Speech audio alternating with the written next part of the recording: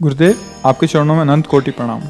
गुरुदेव भगवान, मैं अपने देह भाव से मुक्त होकर अपने भागवतिक मार्ग में शीघ्रता से आगे बढ़ना चाहती हूँ।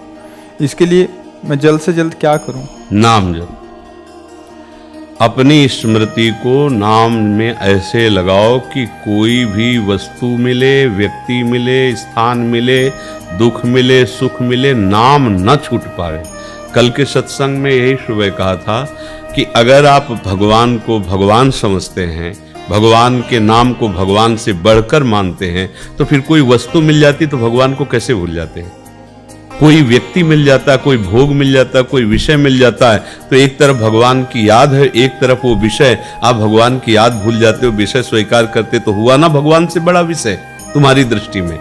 ये गलती हम लोग करते हैं। साधक है, भगवत मार्ग के पथिक है, पर जहां कोई अनुकूल परिस्थिति आई तो हम भगवान को भूल जाते हैं। मतलब भगवान हल्के हो गए उस वस्तु के आगे, वो रुपया के आगे, सम्मान के आगे, व्यक्ति के आगे भगवान इतने हल्के हो गए कि हम आधा घंटा उनको भूल गए और उस विषय में लग गए, उस व्यक्ति का यश गाने लगे, उस व्यक्ति से हम अपनी अनुकूलता की बात समझने लगे, सुनने लगे, प्रशंसा सुनने लगे, आदि आदि सब। ये हमारी परीक्षा है। जो आपने कहा कि देह भाव से ऊपर उठकर भगवत भाव में, तो हमारी परीक्षा है।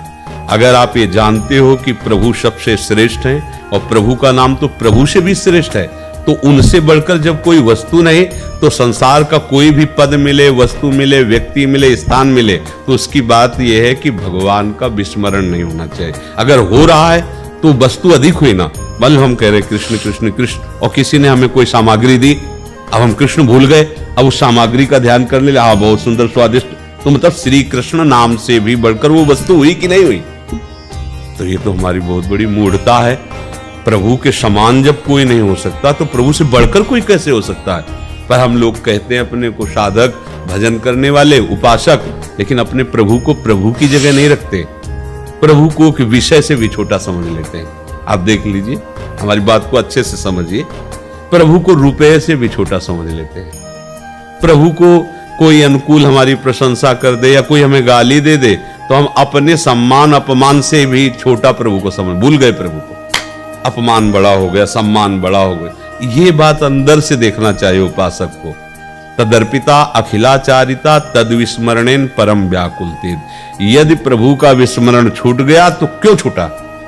कोई वस्तु, कोई व्यक्ति, कोई स्थान, कोई घटना, कोई भोग, कोई पदार्थ इतना बड़ा हो गया तुम्हारी दृष्टि में कि तुम प्रभु को भूल गए।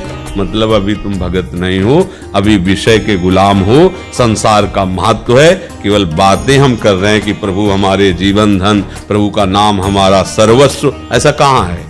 इसकी कसौटी होगी। अगर इस पे खरे उतर गए तो फिर जो नाम का चमत्कार अंदर प्रकट होगा कि पूछो मत, फिर कुछ सुहाई नहीं देगा।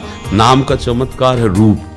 नाम ऐसा प्रभु का रूप प्रकाशित करो, जहां रूप आया तो हम तुम तो कोई बात ही नहीं है। ये बड़े बड़े शिव नारदादि पागल हो गए श्री कृष्ण के रूप को देखकर, उन्मत्त हो जाते हैं, शिव जी तांडव करने लगते हैं, बेशुद्ध हो जाते, ऐसा रूप है। और फिर श्री कृष्ण और प्रियाजू, अगर जुगल सरकार के, तो क्या किसकी हालत है कि वो अपने को संभाल सके? तो अपने आप देह भाव खत्म हो जाएगा। तो इसलिए देह भाव छोड़ने के लिए पहले आप महत्व तो रखो प्रभु के नाम का। ऐसा महत्व भागवत में लिखा है, त्रिभुवन की राज्य लक्ष्मी देने पर भी जो आधे पल के लिए अपने स्वामी का, अपने प्रभु का नाम ना छोड़े, वो भागवत, वो भक्त, वो महाभागवत। अब आप इस कसौटी पे कसो। हमें तो कोई 10-20 हजार रुपया दे करके घंटा 2 घंटा भगवान का स्मरण छुड़वा सकता है।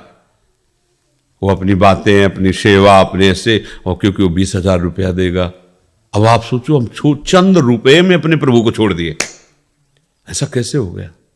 तो इसका मतलब है महत्व जब तक संसार के किसी वस्तु, व्यक्ति, स्थान में है, तब तक प्रभु में महत्व नहीं है। बातें हम करते हैं कि प्रभु हमारे महामहिम, प्रभु का नाम हमारा प्राण, जीवन, सर्वस्व। तो जब प्राण, जीवन, सर्वस्व नाम है तो भूल कैसे गए आप?